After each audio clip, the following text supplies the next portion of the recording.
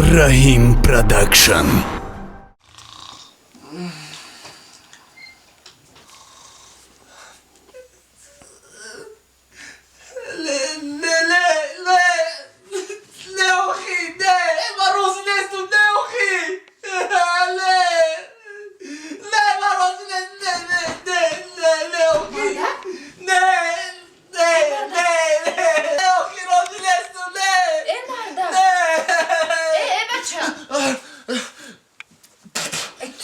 نمیکارسی باقی جاردور دا خود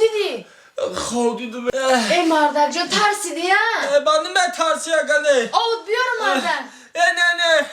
اول نرکی خیلم دست پا و لرزه خورده شی لرزده خیلی نقل که چی خود دیدی مردک نقل که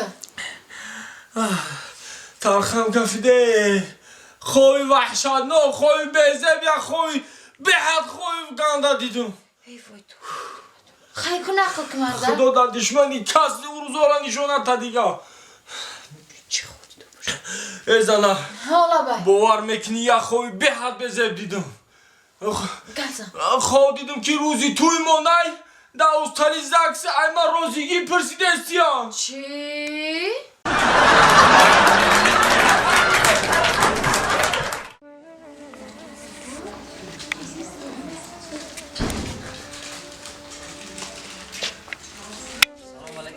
عزیز هواداران کانال رحیم پروداکشن چخیلی که هر یک شما دکومنتری می‌نویسین که ذره چخیلی برای چه خبرگیری نمیرین سلامت چه ما می‌خوایم بفهمیم این حال ما در خونه پای ذره قرار داریم الله شکر خدا میکنیم که ای بالینسا برآمد بهترین شید باز دعوت میکنیم پای ذره بونو رو که در درون جوگای او را گشتن میاد میبینیم تای کو بیا پای ذره سوزیا پجام باید سلام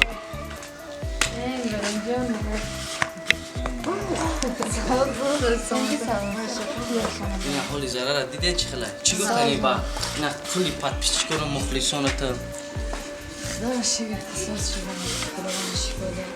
زحمت با اون کام شدونه که قدر برداره در چون دوی نکردم اینا نگاه کنید اینا نگاه کنید گرچنده که در اینستاگرام و یوتیوب هم نبود که ما میخوندیم چقدر درخش دوی من خود نمیخوندم چی با به یخیلاش درمات مینویستن کامنتر را جواب میکنم یخیلاش مینویستن که اپای زرخ تگیفتن درسی گفتانی ای بایی ما را مردم نیستن که جواب دادن خیلی خلاصی گپ درشی صحبت در بلوی دسترخوان ادامه میدیم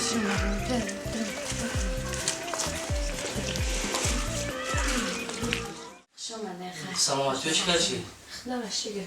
اینا خوب گیزه بهتری سازم خوشم خدا تا باشیگه چه حس میکنی؟ خدمه رنگی زره اولا بهترین مدامو ذره اولا دارم سازم دوستان عزیز انشالله که دیدیم بهترین شده خیلی با روزهای نزدیک خدا خواهد البوم نو همراه اپای زربانان محترم خوش اپای سیاره و اینچنین دیگر برادران نقش می‌آفرند روزهای نزدیک پیشکش شما می‌گردد هر یک از شما در کامنت‌ها می‌نویسین در سایت‌های اینستاگرام می‌نویسین که ذره چی خیر شید اکثریت هر خیلی فکرای بد می‌کردن که ای فلان کساله یا مثال خیلیش میگفت که خدا زدهش خیلی همین گپ‌ها اساساً در کار نیست برای که عمر خدمت خودش می‌ته که در کار شید می‌گیره این حالی نمی‌بینه که ذره به حالت اولا برگشته خیلی گفت که ذره پیشینه‌ام خدا خواهد با برنامه را انشالله دوام میتیم صحنه‌های بهترین برای شما پیشنهاد میکنیم و این گپ با هم نفرهای داخل دوره که یکی از دوستان ما رفیقای ما در روی ما گشتن گفتن که شما ای خیلی جدو میشین کراچی فلان به اومد ما ضرر را نگاه نمیکنین پیش رفت اومد نمیکنین اما یک روزه خیلی گپ را بسیاری بد کردن ده شما ببینید که بین ما یگان چی نیست یک مدت معین ضرر شما میدونید که سیونکه کردن نمیتونید کانال تا آخر موندن نمیشید به سیونکه یگان کار پیش نمیرفت هر یک کدوم ما همین ایسوبی شما نون میخریم ایسوبی هر یک لایک هر یک کامنتر شما خیلی انشالله با روزهای نزدیک سوخ سلامت شید ما در ای همه ای صحنه ای همه چیز سلامتیش برای ما مهم بود اینا بهتر شید با درش دوام میکنیم دریا ما یگان کس یگان چی نشید انشالله اینا با دوام میتیم خیلی با از دهان اپای زربانو با یگان سخن میشنویم چی گفتنی با کلی اون نفران که خدا بنده دوستاش در درد میتیه با شفاش هم میتیه با مخلصو انشالله که سخ سلامت براییم اینجا کچه گردک شه جان خیلی کامنتاری رو خودت میدر اومدی میخونی که اکثریتش بسیار زنهای مهاجر بودن که به خدا قسم در اینستاگرام در آن می‌نویسن که خداوند در بالای سر فرزندش باشه، یک فرزند داره صغیره، یگان کس نداره، مقصد نگاهی نشینه در برش بیستین. خیلی چیزی بود نبود در گذشته بود انشالله که با در پیش کارو در پیش با سخن با محترم که خوش نگمت میتیم. نگمت فی کاشتلی گم شه دیگه فامیل پدری داخل نگمت بود. بجم که می؟ یک مخلص یا اپشکه بوده در مهاجر اپشه پیشم رام کرد در بالینسا بودنم در رادام کار میکرد هفتم باید کار میکرد و پنجم ده بودم گفته میگه پنجم بره زرا گفته سایده همونجا در خواه سیم بود آمد خیلی هم سیسترم گفت که خدایی کیه گفت که ای مسکوه یا اپم گفته شما پرسیسته خواهر ما گفتم خیلی گاو زد بعد تلفن کتی گاو زدم کتیش نامرام دادم شه گفتم خیلی این باید خودم کتی گاو زدم و گاو زد خیلی پرس کرد مثال وقتا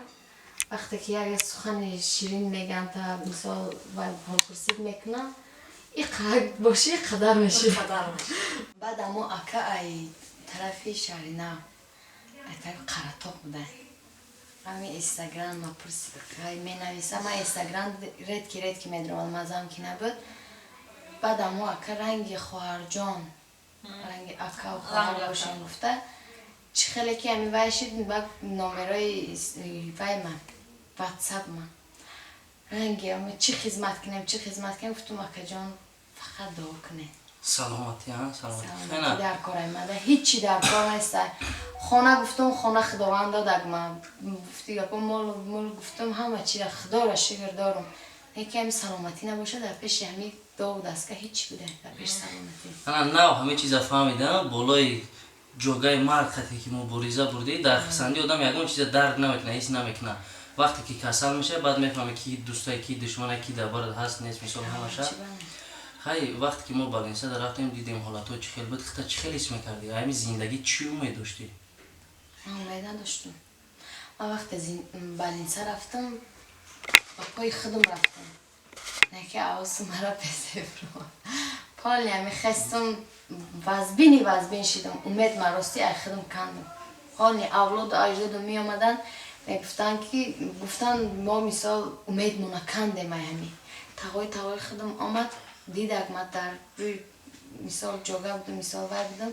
گفت یادم نمیشه دخترای امکی ما گفتن این یادم نمیشه گفتن همه امید چه شما همه امید چه کندن سلا رو دمونده بودن من روزای سخت دیدم خدا را شکر که این ای روزا را دیدم من حالی من خودم امید من ای خودم کنده بودم من خیلی خدا را شکر بالینسا نشید خیلی با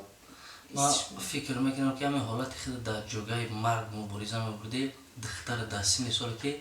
در برنامه گپ زدگی میدونی خودت مثال چی را در سر زنندگی بودی همه چیزا را حس میکرده که شاید مثال فرزند ما مثال رنگ خود نه پدر داره مثال نه مادر همین خیلی شود همه چیزا در سر تو بازی میکرد در مثال فکر میشه من چیا را فکر کردم گفتم اوچه من یاش ای دنیا گذشته شاید من میگذرم همین گپا خدا هر یک بخستم در بالینسا نماز خواندم نتونستم خونده پیشین بود کتی امره هم خونده نتونستم خونده بعد خستم دیگه گفتم که تمام نمیشه گفتم جدا من امید کندم حالی ای خودم کندم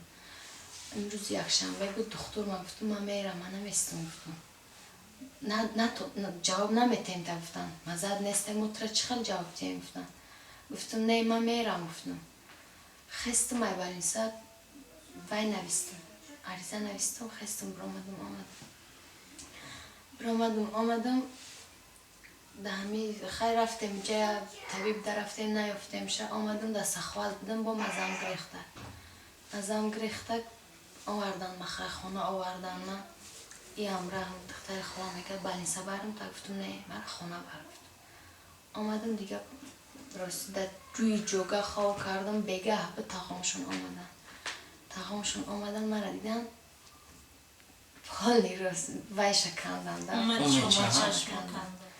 امید شنکندن که میبرن اینا 3 روز پیش بدم اون تقامشون آمدم سعیده گفتم بابا گفت گفت یا پیاز ریزه که بیار گفت ایجان پریدم خواستم رفتم پیاز ریزه کردم آوردم گفت خدا را شکره ما گفته بودم همین سعیده ساز شواب بخیزه انمی گپ ماما میگم شه